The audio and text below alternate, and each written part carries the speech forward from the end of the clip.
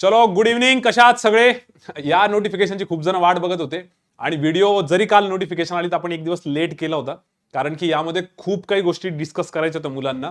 पण ज्यावेळी आम्ही ऍक्च्युली प्रॉब्लेम सगळे सॉर्ट आउट केले, काल एक अनाउन्समेंट केली होती की ज्यांनाही प्रॉब्लेम्स असतील या रिक्रुटमेंटशी रिलेटेड त्यांनी सगळ्यांनी आम्हाला आधीच सांगा. तर आम्ही ते सगळे प्रॉब्लेम सॉर्ट आउट केले. तर ते प्रॉब्लेम खूप कमी निघाले. ऍक्च्युली एकच पॉईंट आहे ज्याच्यावरती खूप डिस्कशन चाललं होतं, पण त्याच्याशी रिलेटेड आम्ही भरपूर जणांशी डिस्कशन केलं. जे आपले जुने स्टुडंट्स आहे, जे आरबीआय मध्ये लागलेले त्यांच्याशी डिस्कस केलं, त्यांनी त्यांच्या सिनियरशी डिस्कशन केलं आणि हे सगळं करून एक कन्क्लुजनवर पोहोचलेलो आहे. आता हा व्हिडिओ स्टार्ट करायच्या अगोदर एक डिस्क्लेमर देणं गरजेचं आहे की ही सगळी माहिती आम्ही आमच्या बेस्ट नॉलेजनी जेवढं होईल तेवढं डिटेल काढून आणि सगळ्यांशी चर्चा करून जे बेस्ट सांगता येईल मुलांना ते सांगण्याचा प्रयत्न करणार आहे. बट शेवटी अल्टिमेटली फायनल डिसिजन तुमचं असणार आहे, कारण की याच्यामध्ये एक ऍप्लिकेशनचा थोडासा मेजर इश्यू झालेला आहे की कुठून अप्लाय करायचं. जे नवीन स्टुडंट त्यांना कळत नसेल की सर असं का बोलताय, तर बस तो एकच पॉईंट आहे. पण तो पॉईंट आपण बरोबर मध्ये जिथे येणार आहे त्यावेळेस डिस्कस करू, पण त्याच्या अगोदर जनरल माहिती पण बघून घेऊ. आता हा व्हिडिओ बघणारे भरपूर जुने मुलं असतील, त्यांना तो पॉईंट तर ऐकणं खूपच गरजेचं आहे. आणि भरपूर नवीन स्टुडंट असतील, त्यांनी सगळ्या बारीक बारीक गोष्टींकडे लक्ष द्या. आय डोंट थिंक की याच्यानंतर तुम्हाला आरबीआयच्या फॉर्म बद्दल काही डाऊट्स राहतील. ठीक आहे, जस्ट इन केस चुकून एवढं सगळं सांगितल्यावर पण काही डाऊट राहिले तर तुम्ही या व्हिडिओच्या कमेंट बॉक्समध्ये टाका. आणि याच्यामध्ये स्टडी प्लॅन पण डिस्कस करा असं मुलांनी सांगितलं होतं. त्याच्यावर आम्ही बरीच चर्चा केली. त्याच्याबद्दल शेवटी एक शॉर्टमध्ये सांगू आपण, किंवा विकली टॉकमध्ये तर क्लिअर होऊनच जाईल. ठीक आहे, तर पहिले मेजर जे इश्यूज आहेत तेवढे आपण पटापट डिस्कस करून घेऊ. तर आरबीआयची रिक्रुटमेंट जी आलेली आहे असिस्टंटसाठीची, त्याचा हा व्हिडिओ आहे. त्याच्यात तुम्ही वरती बघत असाल हेडिंग की 2021 लिहिलेलं आहे, किंवा इथं पण दिसतंय बघा तुम्हाला 2021. तर ऍक्च्युली ही रिक्रुटमेंट लास्ट इयरची आहे, मागच्या वर्षीच येणार होती, पण काही कारणास्तव ती पोस्टपोन झाली. तर त्याच्यामुळे 21चीच रिक्रुटमेंट आहे. हे बघून कन्फ्यूज नका हो की हा मागच्या वर्षीचा व्हिडिओ आहे का. नाही नाही, याच वर्षीचा आहे. ठीक आहे, मग सर या वर्षीची रिक्रुटमेंट येईल का नाही त्याच्याबद्दल अजून सध्या काहीच माहित नाही. आपण सध्या याच्यावरच कम्प्लिटली फोकस करू. ठीक आहे, सो टोटल वॅकन्सीज 950 आलेलं आहे. बट या टोटल वॅकन्सीज पूर्ण भारतातनं असतात, वेगवेगळ्या ऑफिसेससाठी. त्यात स्पेसिफिकली महाराष्ट्रासाठी जर बघायला गेलं तर मुंबई आणि हे नागपूर असे मिळून 184 आहे. त्यात ऍक्च्युली तुम्ही इधर मुंबईलाच अप्लाय करू शकता किंवा नागपूरलाच किंवा कुठल्या तरी दुसऱ्या एखाद्या याला. तर आता ह्याच्याबद्दल आपण खूप मोठी चर्चा करणार आहे नंतर, पण त्याच्या अगोदर बेसिक आयडिया बघून घेऊ. आणि हा जो ग्राफ आहे आता हा वैभव सरांनी एकदम लास्ट मोमेंटला टाकणार आहे की एसएसए आणि अदर्स दिसते तुम्हाला हे. तर लास्ट इयर मुंबईसाठी पूर्ण भारतातनं 380 जण सिलेक्ट केले होते, पूर्ण भारतातनं मुंबईसाठी, आणि त्यातले 63 जण आपल्या क्लासचे होते. तर रिझल्ट बद्दल हवं आपण शेवटी बघू, याच्याबद्दल सध्या वेळ नको जायला. तर मेन महत्वाचं जे काय काय इम्पॉर्टंट आहे तुमच्यासाठी ते एकदा बघून घेऊ आपण. लास्ट डेट जी आहे ऍप्लिकेशनची ती लक्षात ठेवा, 8 मार्च आहे. पण 8 मार्च जरी असेल तर फेब्रुवारी एंड पर्यंतच तुम्ही सगळं क्लिअर करा, कारण की आरबीआय एसबीआय यांच्या फॉर्मसाठी भरपूर रश असते आणि शेवटी शेवटी वेबसाईटला थोडासा प्रॉब्लेम येतो. मग बऱ्याच वेळेस मुलांचे कॉल येतात की सर ट्रान्झॅक्शन झाले, पैसे पण कट झालेत, बट इथं दाखवतोय की नाही तुमचं पेंडिंग आहे, मग परत डबल पेमेंट करावं लागतं, बरेच इश्यू येतात. ठीक आहे, सो लास्ट डेट आहे 8 मार्च. ही डेट सगळ्यात इम्पॉर्टंट आहे, पण त्याच्या आधीच तुम्ही एक 4-5 दिवस अगोदर किंवा फेब्रुवारी एंड पर्यंत का होईना तुमचं पेमेंट वगैरे करून फॉर्म भरून टाका. ठीक आहे, लगेच फॉर्म नका भरू. आता काही काही बहादरांनी कालच फॉर्म भरला आणि बऱ्याच चुका केल्या त्याच्यामध्ये. इतकी पण घाई नाही करायची. पहिले 2-3 दिवस हे व्हिडिओ बघून घ्यायचे की इम्पॉर्टंट काय काय त्याच्यामध्ये. प्रीची जी डेट आहे ती त्यांनी सांगितली आहे 26 मार्च, त्यांनी डिक्लेअर केलेली डेट. बट याच्यामध्ये चेंजेस होऊ शकतात असं त्यांच्या साईडने त्यांनी एक सेफ साईड सांगितलेले. मोस्टली चान्सेस कमी, कारण कोविडचा आता सध्या काही असा एवढा इश्यू नाही जेवढा मागच्या वर्षी होता. आणि मेन्सची जी डेट आहे ती 1 किंवा 2 मे म्हटलेलं आहे त्यांनी, बट ती पण काही कन्फर्म नाहीये. बट याच्यावरती आपण नंतर फोकस करू, पहिले मेजर हा पार्ट बघू आणि मेन्सच्या स्टडी प्लॅन मध्ये पण हा सगळा पार्ट कव्हर होईल. सॅलरी जी आहे, इन हँड सॅलरी, हे सगळ्यात मोठं मोटिवेशन असतं मुलांना. तर एक 55,000 पर्यंत आहे. आता जे लास्ट इयर आपले स्टुडंट सिलेक्ट झाले त्यांच्याशीच आम्ही बोललो, त्यांचं म्हणणं होतं की सर 42-43 हजारापर्यंत येते. त्यानंतर 11,000 जे आहे ते आम्हाला बाकी फूड कुपन त्यांना एक भेटतं. त्यानंतर 11,000 जे ते अलाउन्सेससाठी, जसं की रिचार्जचे 1,000 रुपये भेटतात. असे बाकीचे छोटे छोटे छोटे छोटे पकडले तर याचे पण पैसे भेटतात प्रत्येक महिन्याला. तर प्रत्येक महिन्याला त्यांना 55,000 पर्यंत कॅश येऊनच जाते, म्हणजे इन हँड सॅलरी आहे ती. आता काही कुपन्सचे पण खर्च करतोच आपण ते. तर या मेजर मेजर गोष्टी आहेत ज्या तुम्हाला ऍक्च्युअली कामात येतात. बाकी तसं तुम्ही ऐकलं असेल की याची पेमेंट 70,000, 80,000, 90,000 पर्यंत पण जातं. पण ते पेमेंट कोणतं आहे, जसं समजा तुम्हाला स्पेक्ट असेल तर तुम्हाला स्पेक्टचे एक वर्षभराला 2 वर्षासाठी एक 5,000 रुपये भेटून जातात. ठीक आहे, किंवा फर्निचरसाठी तुम्हाला वर्षभरात नंतर एवढे एवढे पैसे भेटतात. तर हे जे असतात ना, हे वर्षभराची एक अमाऊंट असते. जर ती काउंट केली तर मग तुमची सॅलरी बऱ्यापैकी 70-80 हजारापर्यंत जाते बाकीचे अलाउन्सेस पकडून. पण जे तुम्ही सिंपल पकडलं तर महिन्याला तुम्हाला 55,000 पर्यंत येतं, जे की भरपूर चांगले. आणि आता तर नोव्हेंबर पासून ते म्हणाले की सर जे काय मागे लागू केलंय त्यांची सॅलरी इन्क्रीमेंट झालेली आहे, ती जर पकडली तर आम्हाला भरपूर अजून सॅलरी इन्क्रीज होणार आहे. पण मला वाटतं सध्या तुम्ही एवढी जरी पकडून कन्सिडर केली तरी चालते. पण खरं तर सांगायचं तर ज्याही स्टुडंट सोबत फोनवरती आम्ही सॅलरीचा विषय काढला ना, भरपूर विषय आम्ही डिस्कस केले, सॅलरीचा ज्यांच्याशी पण डिस्कशन केला ते म्हणतो सर सॅलरी हा पॉईंटच नाही म्हणे. हे तर आहेच म्हणे, पण बाकीची लाईफ जी आहे इथे, जे एक रिस्पेक्ट भेटतो म्हणे आरबीआयचा, आणि बाकी जे काय वर्क कल्चर आहे ते सगळं खूप जबरदस्त आहे. त्यामुळे तुम्ही या पॉईंटवरती मुलांना फॉर्म भरा असं नका सांगू, बाकीच्या पण खूप काही गोष्टी आहेत म्हणे. त्यामुळे फॉर्म कुणी भरायचा हा एक डाऊट खूप मुलांच्या डोक्यात असणार आहे, तर हे मी पहिलेच क्लिअर करून देतो. जुन्या मुलांनी तर 100% भरा. जे मुलं जॉब करताय अजून कुठल्या तरी XYZ ऑर्गनायझेशनमध्ये, त्यांनी पण 100% भरा. त्यांनी हा नका विचार करू की आम्हाला जॉब जॉईन करायचा की नाही, पण फॉर्म भरा, एक एक्सपिरियन्स येऊ द्या, चांगला आहे. आणि जे नवीन स्टुडंट्स आहे, मग ते आत्ताची नवीन जी बॅच चालू झाली 10वी ऑनलाईन बॅच किंवा त्याच्या अगोदरची 9th बॅच, कुठल्याही ऑनलाईन बॅचचे स्टुडंट असो, त्यांनी पण फॉर्म भरा. कारण की तुमची बॅच तोपर्यंत बऱ्यापैकी प्रीचा सिलेबस कव्हर करेल आणि एक एक्सपिरियन्स चांगला येईल तुम्हाला. बाकी जॉईनिंग करायचं नाही करायचं, मुंबई पोस्टिंग आहे, इकडची पोस्टिंग आहे, ते सगळं नंतर बघता येईल. फॉर्म 100% सगळ्या मुलांनी भरायचा आहे. कोणीच मी त्यात म्हणणार नाही की बाबा फॉर्म नाही भरायचा. एकदमच एखादा असा असू शकतो की नाही मुंबईला मला जायचंच नाही, मी म्हणाल तरी पण फॉर्म तर भरा, रिझल्ट आणून दाखवा, कॉम्पिटिशन तर बघा. कारण की कसं आहे, आता सध्या तेवढ्या एक्झाम्स नाहीये सध्या, तर ही एखादी एक्झाम जी ना तुम्हाला ती मोमेंटम देऊन जाईल आणि तुमचं एक तो जो एक्सपिरियन्स असतो एक्झाम सेंटरवर जाऊन एक्झाम देण्याचा, तो काउंट होऊन जाईल. कारण आता जर काय याच्या आजूबाजूला 4-5 एक्झाम आल्या असत्या ना, तर मग कदाचित आम्ही म्हटलं असतं फॉर्म भरायचा की नाही. पण आता तशाही जास्त एक्झाम्स नाहीये, सीझन जस्ट स्टार्ट होतो या वर्षाचा, तसं ही लास्ट इयरची रिक्रुटमेंट आहे, पण 2022 साठी जी मोठी एक्झाम आहे, त्यामुळे बिलकुल 100% 100% सगळ्यांनी फॉर्म भरा. हा व्हिडिओ बघणारे स्टुडंट जर जुने असतील तरी फॉर्म भरा, नवीन असेल तर 100% भरा, काहीच विचार नका करू. ठीक आहे, पैशांचा विचार नका करू, कारण फीस थोडीशी कमी केलेली त्यांनी. ठीक आहे, लास्ट इयरपेक्षा तर कमीच आहे. चलो, तर आता सगळ्यात लगेच फीसचा विषय निघाला तर फीसच बघून घेऊ. SC ST आणि PWD कॅन्डिडेटसाठी जे फिजिकली चॅलेंज आहेत त्यांच्यासाठी ₹50 फीस आहे, आणि ऑदर्स म्हणजे मग त्यामध्ये ओपन येतात, ओबीसी येतात, EWS येतात, यांच्यासाठी ₹450 फीस आहे. मुलींसाठी फीस वेगळी, मुलांसाठी फीस वेगळी असं काही नाहीये. तर ह्या दोन फी स्ट्रक्चर आहेत. सगळं ऑनलाईन पेमेंट करायचं, आता सगळं डिजिटल झालेलं आहे. पेमेंटचा मेजर फक्त एकच लक्षात ठेवा, ज्यावेळेस पण तुम्ही पेमेंट करताय तुमचं इंटरनेट कनेक्शन थोडं व्यवस्थित आहे का तेवढं बघून घ्या.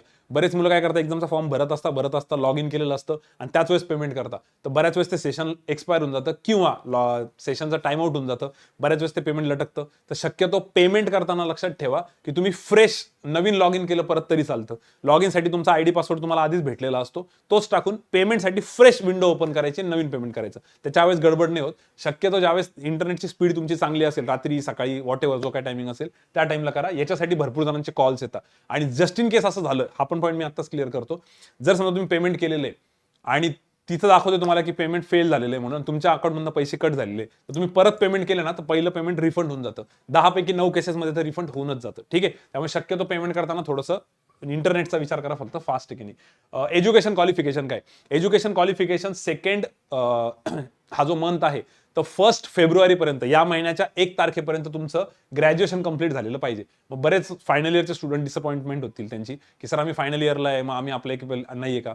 तर तसं बघायला गेलं तर फायनल इयरचे स्टुडंट ऍप्लिकेबल नाहीये. मग ते मुलं म्हणतात सर आम्हाला एक्सपिरियन्ससाठी आम्ही काय करू, तर एक्सपिरियन्ससाठी तुम्ही जे PWD फिजिकली चॅलेंज स्टुडंट असतात त्यांना रायटरची गरज असते, तर तुम्ही तिकडनं जाऊ शकतात. ठीक आहे, ऑफिशियली जाऊ शकतात, कारण की त्यांनी यावेळेस फिजिकली चॅलेंज स्टुडंटसाठी एक रूल बनवलेला आहे की ते जे पण स्टुडंट्स आहेत त्यांच्यासाठी रायटर जो आहे तो एक स्टेप बिलो पाहिजे. म्हणजे जर physically challenge student graduation pass out असतील तर त्यांना अंडर ग्रॅज्युएटच रायटर लागेल. म्हणजे जशी 12वी झालेली, जो फर्स्ट इयरला आहे, सेकंड इयरला आहे, थर्ड इयरला आहे, जो फायनल इयरला आहे तो.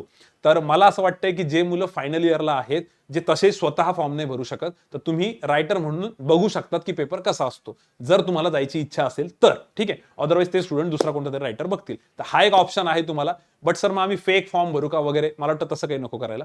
त्याच्यापेक्षा तुम्ही एखाद्या फिजिकली चॅलेंज स्टुडंट सोबत जा, तुम्हाला पेपरही बघायला भेटून जाईल. ठीक आहे, आणि फिजिकली चॅलेंज स्टुडंटने लक्षात ठेवा, तो रूल एकदम व्यवस्थित बघून घ्या. मोस्टली सगळ्यांनी तो रूल बघितला असेल, कारण की आता ESIC UDC ला पण तो रूल लागू झाला होता, इथे पण होईल आणि कदाचित फ्युचरमध्ये पण आता तो रूल तसाच येईल. त्यामुळे प्रत्येक मुलांनी तो बघितलेलाच असेल. क्लिअर. सो ग्रॅज्युएशन मात्र तुमचं कंप्लीट पाहिजे. सर ग्रॅज्युएशन कुठल्या डिसिप्लिन मधलं पाहिजे, तर असं काहीच नाहीये, कुठलं पण एनी ग्रॅज्युएट स्टुडंट ऍप्लिकेबल आहे.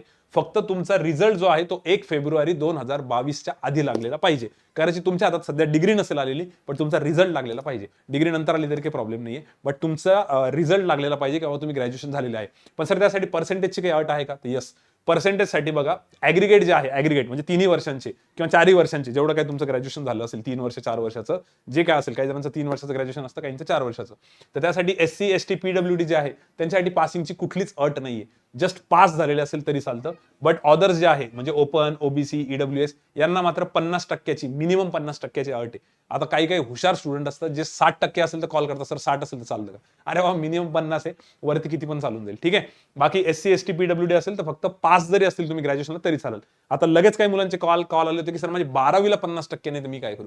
12वीचा काही संबंध नाही, 10वीचा काही संबंध नाही, फक्त आणि फक्त ग्रॅज्युएशनला तुमचे 50% पाहिजे असं त्यांनी मेन्शन केलेलं आहे. भले तुम्हाला 10th आणि 12thला नसेल तरी चालेल, पण ग्रॅज्युएशनला मात्र मिनिमम 50% पाहिजे. जर तुम्ही ओपन, ओबीसी, ईडब्ल्यूएस याच्यामध्ये येता येतं, एससी एसटी येतं तर त्यात कुठलीच काहीच पर्सेंटेजची अट नाहीये. ठीक आहे सर, पण माझं जर पोस्ट ग्रॅज्युएशन झालेलं आणि त्याच्यात कमी असतील तर पोस्ट ग्रॅज्युएशनचा काही संबंध नाही, त्यात कमी असेल तरी चालेल, फक्त ग्रॅज्युएशन मॅटर करतं. तर हे मुलांचे डाऊट्स म्हणून हे पॉईंट्स तिथंच आम्ही क्लिअर करतोय. युजली आम्ही सगळ्यात शेवटी डाऊट घेत असतो कॉमन, पण यावेळेस तसं काही ठेवलंच नाही, इथंच क्लिअर करून टाकू. सर सीजीपीए काय प्रकार आहे? आता बऱ्याच जणांचं जे ग्रॅज्युएशन झालेले त्यांना पॉइंटर भेटतो. आता पॉइंटर भेटतो 6.2, 7.9, 3.8 व्हॉट एव्हर जो काय पॉइंटर असेल, तर ह्या पॉइंटरला तुम्ही पर्सेंटेजमध्ये कन्वर्ट करून फॉर्म भरायचा. जर तुम्ही ओपन, ओबीसी आणि ईडब्ल्यूएस मध्ये येत आहे तर ते कन्व्हर्जन थोडंसं नीट करा, कारण आरबीआयचे जे डॉक्युमेंट व्हेरिफिकेशनला जे काय ऑफिसर्स तिथे बसलेले असतात ना, ते थोडंसं स्ट्रिक्ट करतात आणि बऱ्याच वेळेस त्यांना तो जॉब दिलेला असतो, त्यांना अशी भीती असते की आपल्यामुळे काही गडबड नको व्हायला, म्हणून ते काय करतात, वरतून जी ऑर्डर आलेली असते ती बरोबर फॉलो करतात. हे आत्ता ज्या मुलांशी आम्ही बोललो आरबीआय मधल्या आपल्या एक स्टुडंट सोबत, त्यांनी सांगितलं की सर मुलांना फॉर्म भरताना, पर्सेंटेज टाकताना, सीजीपीए टाकताना थोडंसं केअरफुली टाकायला लावा. एकदम काहीच्या काही नका टाकायला लावा, कारण की बऱ्याच वेळेस तिथे जे ऑफिसर बसलेले असतात ते बाकी काहीच बघत नाही, ते फक्त चेक करता की तुमच्या डिग्रीवरती तेच आहे का जे इथं आम्हाला दिसतंय. त्याच्यामुळे पर्सेंटेज तर खरं व्यवस्थित टाकाच तुम्ही. जो काय ऍग्रिगेट असेल तर तो ऍग्रिगेट व्यवस्थित कॅल्क्युलेट करा, म्हणजे तुम्हाला त्यांना कॅल्क्युलेट करून दाखवता आला पाहिजे कॅल्क्युलेटरवरती की बाबा हे बघा फर्स्ट इयरची माझी टोटल आहे 700, सेकंड इयरची आहे 600, थर्ड इयरची आहे 500, तर या तिघांची ऍडिशन होती 1800 किती पैकी तर 3000 पैकी 1800 म्हणजे मला 60% आहे, असं तुम्हाला त्यांना दाखवता आलं पाहिजे. तुम्ही ते पर्सेंटेज तेवढेच टाकायचे, नाही तर भरपूर लोचे होतात आणि यावर्षी खूप स्ट्रिक्ट झालं होतं, त्यामुळे पर्सेंटेज नीट टाका. सीजीपीएचं जे कन्व्हर्जन आहे ते तुमच्या मार्कशीटच्या शेवटी दिलेलं असतं, प्रत्येक युनिव्हर्सिटीचं दिलेलं असतं. इधर काही जण म्हणतात की इंटू 10 करा त्यांच्या युनिव्हर्सिटीमध्ये, भरपूर ठिकाणी इंटू 9.5 असतं, तसं करा, किंवा तुमच्या युनिव्हर्सिटीच्या याच्यावरती जे दिलेलं आहे त्या हिशोबाने सीजीपीएचं कन्व्हर्जन पर्सेंटेजमध्ये करून पर्सेंटेज फिल करा. ठीक आहे, जर तुम्हाला ते माहीतच नसेल तर तुमच्या कॉलेजचा एखादा सिनियर असेल, एखादे सिनियर सर असतील, मोस्टली एखादा सिनियरच बघा तुमच्या कॉलेजचा जो बँकिंगमध्ये आहे, कारण कॉलेजचे सर लोक पण कधी कधी सांगून देतात की असं काहीतरी करा आणि नंतर मुलांना प्रॉब्लेम येतात. तर ते नीट बघून घ्या की कन्व्हर्जनला किती आहे, इंटू 9 आहे, इंटू 10 आहे, पण व्यवस्थितच टाका, कारण जे काही तुम्ही इथं टाकतायत ना ते तुम्हाला त्यावेळेस एक्सप्लेन करावं लागतं ज्यावेळेस तुमचं फायनल सिलेक्शन होतं. हे मी नवीन स्टुडंटने ठीक आहे समजा जे एक्सपिरियन्स घेत आहे, पण जुन्या मुलांनी मात्र या गोष्टी खूप केअरफुली बघा, कारण लास्ट इयर खूप प्रॉब्लेम झाले होते. ठीक आहे, सर्टिफिकेटचे पण प्रॉब्लेम झाले होते, ओबीसी, ईडब्ल्यूएस ते पण मी पुढे एक्सप्लेन करतो. तर आय होप सगळ्यांना पर्सेंटेजचा पॉईंट क्लिअर असेल. सोप्या भाषेत सांगायचं तर जे पण मुलं ग्रॅज्युएट झालेले आहेत त्यांनी 100% फॉर्म भरायचा आहे. ग्रॅज्युएशनला पर्सेंटेज 50% पाहिजे जर तुम्ही या 3 कॅटेगरीत येता येतं, अदरवाईज काही गरज नाहीये. आणि फीस स्ट्रक्चर तुम्हाला सांगितलंय. ठीक आहे, त्यानंतर आता हा एक पॉईंट आहे ज्याला जास्त काही सांगायची गरज नाही, जुन्या मुलांना माहित असतं, पण नवीन मुलांसाठी पटकन सांगतो. फोटोग्राफची साईज तुमची 20 KB ते 50 KB पर्यंत पाहिजे. तुम्हाला एक तुमचा पासपोर्ट फोटो काढायचा आहे, व्यवस्थित व्हाईट बॅकग्राऊंडवर काढा किंवा चांगलं सेल्फी फिल्फी काढू नका, व्यवस्थित, आणि त्याला त्याची साईज जी आहे ती या याच्यामध्ये मॅनेज करून घ्या. फोटो मात्र थोडासा क्लिअर ठेवा, डोळे बिळे काय ते चमकणारे नाही पाहिजे, बऱ्याच वेळेस प्रॉब्लेम येतो. ठीक आहे, अपलोड केल्यानंतर सिग्नेचर जे आहे ती 10 ते 20 KB सिग्नेचर एका व्हाईट पेजवरती घ्या, त्याच्यावरती लाईन्स वगैरे काहीच नसतील, व्हाईट बॅकग्राऊंड पाहिजे, त्याच्यावर सिग्नेचर करा, प्रॉपर सिग्नेचर करा, म्हणजे असे एका कोपऱ्यात वगैरे नका करू, प्रॉपर, म्हणजे मला म्हणायचं की त्याला साईज त्या साईजमध्ये अशी फिट होईल अशी व्यवस्थित सिग्नेचर करा. त्याला बऱ्याच वेळेस तुम्हाला स्कॅन करावं लागतं. आता मुलं स्कॅन करताना काय करतात, एखादं मोबाईलचा ऍप यूज करतात, त्याच्यामध्ये त्या ऍपचा लोगो येऊन जातो आणि मध्ये सिग्नेचरचा गोंधळ होऊन जातो, तर बऱ्याच वेळेस त्याच्यामुळे पण मुलांना डिस्क्वालिफाय केलं जातं. त्यामुळे सिग्नेचर फोटोग्राफ जे आहे ते व्यवस्थित स्कॅन करून घ्या, प्रोफेशनली स्कॅन करा, एखाद्या फोटो स्टुडिओमध्ये जाऊन किंवा नेट कॅफेवाल्याकडनं स्कॅन करा. त्यासाठी तुम्हाला 50-100 रुपये एक्स्ट्रा पे करावं लागेल, चालेल, आणि ते स्वतःला मेल करून घ्या. फोटोग्राफ, सिग्नेचर, त्यानंतर तुमचं left hand thumb impression, left हँडचं थंब इम्प्रेशन पाहिजे, तुमचा अंगठा जो आहे लेफ्ट हँडचा त्याचं थंब इम्प्रेशन पाहिजे. ह्या सगळ्या गोष्टी प्रॉपर स्कॅन करून या साईजमध्ये बसवून घ्या, आणि जेवढ्या क्लिअर असतील त्याच्या इमेज तेवढी क्लिअर ठेवा, कारण याच्यामुळे भरपूर मुलं नंतर डिस्क्वालिफाय होतात. ठीक आहे, सो फोटोग्राफची साईज बघा, सिग्नेचरची, लेफ्ट हँड थंब इम्प्रेशन आणि हँड रिटन डिक्लेरेशन. आता प्रॉब्लेम असा झालेला आहे, हँड रिटन डिक्लेरेशन पूर्ण नोटिफिकेशन मध्ये त्यांनी कुठेच दिलेलं नाहीये, तर मुलं कन्फ्यूज झाले की सर हँड रिटन डिक्लेरेशन कोणतं पाहिजे. आता जुन्या मुलांना माहिती की हँड रिटन डिक्लेरेशन काय असतं, नवीन मुलांना नसेल माहिती, तर आम्ही काय करणार आहे, हा व्हिडिओ आता आपल्या टेलिग्रामवर, युट्यूबवरती तुम्ही बघताच आहे, टेलिग्राम चॅनलवरती या व्हिडिओच्या खाली एक हँड रिटन सॅम्पल टाकून देऊ, जे सॅम्पल कदाचित एसबीआयच्या वेळेसचं असेल, मागच्या वेळेसचं. त्याच्यामध्ये एवढंच लिहिलेलं असतं की तुमचं नाव हँड रिटन असतं, त्याला टाईप नाही करायचं बरं का, तुम्ही पेनाने एका ब्लँक पेजवरती, व्हाईट पेजवरती लिहून काढायचं की हे माझं नाव आहे आणि मी वरती जेवढी पण माहिती दिलेली या पूर्ण ऍप्लिकेशन फॉर्ममध्ये ती सगळी माहिती माझी करेक्ट आहे. ठीक आहे, आणि हे इंग्लिशमध्ये लिहायचं असतं. तर ते आम्ही सगळं इंग्लिशमध्ये तुम्हाला टाईप करून, जे मागच्या वेळेस एसबीआयला मुलांनी भरलेलं आहे त्याचं एक सॅम्पल आपण टेलिग्रामवरती पाठवून देऊ या व्हिडिओच्या खाली. इनफॅक्ट याच्या कमेंट बॉक्समध्ये पण हँड रिटन सॅम्पलची आम्ही लिंक देऊन टाकू. त्या लिंकवरती जरी तुम्ही क्लिक केलं ते तुम्हाला टेलिग्रामवर घेऊन जाईल आणि ते सॅम्पल दिसून जाईल. ते sample as it is copy करा, फक्त नाव नका कॉपी करू दुसऱ्याचं, तिथं स्वतःचं नाव टाका. आणि ते डिक्लेरेशन जे आहे त्याची साईज 50 ते 100 KB पाहिजे आणि ते पण तुम्हाला एक्झाम फॉर्म भरताना अपलोड करावं लागतं. आम्ही फॉर्म भरून बघितला, डिक्लेरेशन अपलोड करायचे पण त्यांनी डिक्लेरेशन फॉर्म मध्ये दिलं नाही. आता डिक्लेरेशन मध्ये कधी कधी डेट ऑफ बर्थ एसबीआय वाले मागत होते, बाकीचे डेट ऑफ बर्थ मागत नाही. तर आपण safe side date of birth टाकून डिक्लेरेशन देऊन टाकू किंवा विदाउट डेट ऑफ बर्थ दिलं तरी चालेल, काही मेजर नाही येते. पण त्याच्यामध्ये कुठेच तुमची ही जी सिग्नेचर तुम्ही अपलोड करताय ती सिग्नेचर एंटायर सिग्नेचर कॅपिटल नाही पाहिजे. फॉर एक्झाम्पल माझं नाव आहे शुभम, तर शुभम हे माझी जर स्पेलिंग असेल, काही काही जणांचं नावच सिग्नेचर असते तर त्याचं SHUBHAM सगळं कॅपिटल नाही पाहिजे. तर हे जरा नीट बघा, कारण की बऱ्याच मुलांचा फॉर्म सबमिटही होतो, नंतर हॉल तिकीटही येतं आणि एक्झामच्या वेळेस गेलं की तिथं त्यांचा नंबरच नसतो. त्याला हे पण काही रिझन्स कारणीभूत आहेत. त्याच्यामुळे सिग्नेचरचा थोडासा नीट विचार करून सिग्नेचर अपलोड करा. कॅपिटल नका ठेवू सगळं. तुमचं एक लेटर कॅपिटल असेल तर चालेल, एंटायर सिग्नेचर कॅपिटल नाही पाहिजे. आणि डिक्लेरेशन जे आहे ते पण कॅपिटलमध्ये नाही पाहिजे. डिक्लेरेशन पण त्याच्या नॉर्मल याच्यामध्ये, हे एसबीआयचे नॉर्म्स होते पण ते आपण फॉलो करू इथे. तुमचं नाव जे टाकताय तुम्ही डिक्लेरेशन मध्ये ते पण कॅपिटल नका टाकू शक्यतो. ठीक आहे, याचा फॉर्मॅट तुम्हाला कमेंट बॉक्समध्ये एक लिंक भेटून जाईल आणि टेलिग्रामवरती पण भेटून जाईल. ठीक आहे, त्यानंतर ऍप्लिकेशन फॉर्म सेव्ह करायला विसरू नका.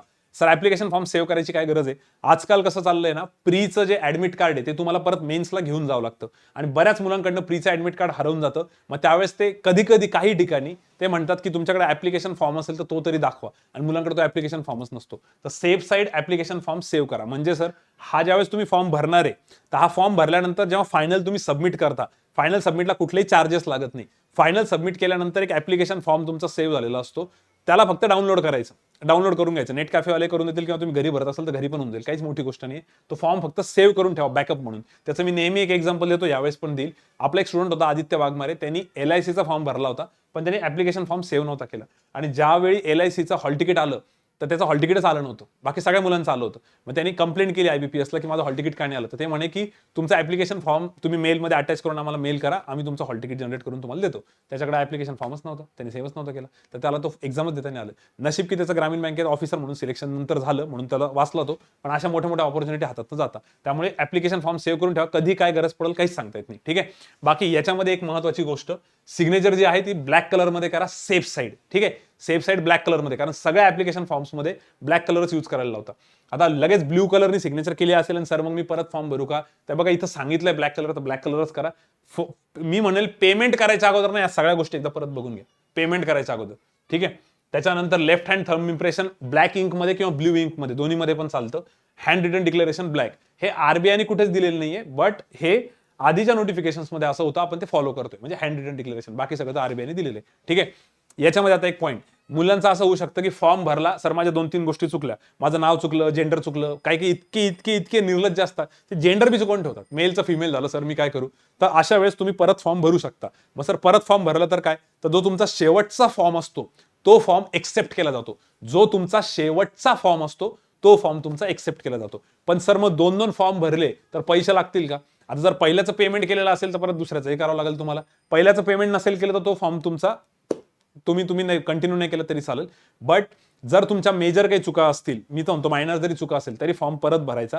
जोपर्यंत तुम्हाला कळते की आता हा फॉर्म परफेक्ट आहे तर तो फॉर्म सबमिट करायचा. जे शेवटचा फॉर्म तुमचा असतो त्याचंच हॉल तिकीट जनरेट होतं, कारण तुमची सगळी माहिती सेम असते. तुमचा मोबाईल नंबर, तुमचा ईमेल ॲड्रेस सगळे चालूवालेच टाका व्यवस्थित, जे तुम्ही फॉलो करताय. गडबड करू नका. जे नवीन मुलं आहे, कारण या वर्षातला पहिला पेपर आहे तर बऱ्याच नवीन मुलांना माहित नसेल, आणि फॉर्म भरताना नवीन मुलांनी शक्यतो जुन्या मुलांचा थोडासा रेफरन्स घ्या. या व्हिडिओचा तर घेणारच आहे तुम्ही, पण जुन्या मुलांचा पण घ्या. ठीक आहे, चलो ओके. आणि वर्स्ट केस एवढं सगळं सांगून पण मुलं नंतर फोन करतील, सर चुकून माझ्याकडनं सिग्नेचर ब्लू कलरमध्ये झाली, तर तुम्हाला काय वाटतं मी परत फॉर्म भरू का? रिस्क नसेल घ्यायची तर परत फॉर्म भरायचा.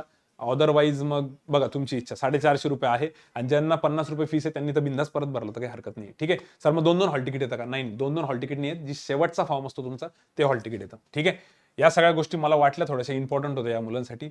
आता सगळ्यात महत्वाचा मुद्दा, ज्याच्यासाठी जुने मुलं हा व्हिडिओ बघत असणार आहे. नवीन मुलांनी पण एक केअरफुली बघा, जुन्या मुलांनी हा मुद्दा तर खरंच खूप नीट बघा. याचा टायमिंग आहे आम्हाला बघावं लागणार आहे, कारण काही काही मुलांना फोन आल्यानंतर सांगावं लागेल की या टाइमला हा व्हिडिओमध्ये सांगितलेले. तर हा मुद्दा खूपच इम्पॉर्टंट आहे. सर काय एक्झॅक्टली? आता झालं कसं आहे माहिती का, तुमचं पहिले एजचं क्वालिफिकेशन जे ते सांगून देतो मी. जनरल काय आहे क्वालिफिकेशन, एज जे आहे तुमचं ते 1 फेब्रुवारी 2022 या महिन्याच्या 1 तारखेपर्यंत तुमचं एज जे आहे ते 20 ते 28 वर्षापर्यंत पाहिजे. त्यात स्पेसिफिकली जर सांगायला गेलं तर 28 तुमचं कंप्लीट नाही पाहिजे, तुम्ही बिलो 28 पाहिजे जर तुम्ही जनरल कॅटेगरीमध्ये आहात तर. ठीक आहे, ओपन वाल्यांसाठी. आता बिलो 28 म्हणजे तुमचा जो जन्म झालेला आहे तो 2 फेब्रुवारी 1994च्या नंतरचाच पाहिजे.